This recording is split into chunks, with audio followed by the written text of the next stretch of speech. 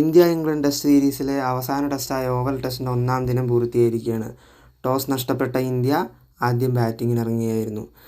204 റൺസിന് 6 വിക്കറ്റ് എന്ന ഭേദപ്പെട്ട നിലയിലാണ് ഇന്ത്യ. 64 ഓവറേ ആദ്യ ദിനത്തിൽ എറിയാൻ സാധിച്ചുള്ളൂ. 2 തവണ മഴ വന്ന് കളി തടസ്സപ്പെടുകയുണ്ടായി.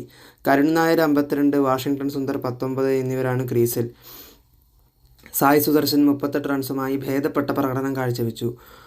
ശുഭ്മാൻ ഗിൽ അനാവശ്യമായ റണ്ണിനോടി സ്വന്തം വിക്കറ്റ് കളഞ്ഞു കുളിച്ചു.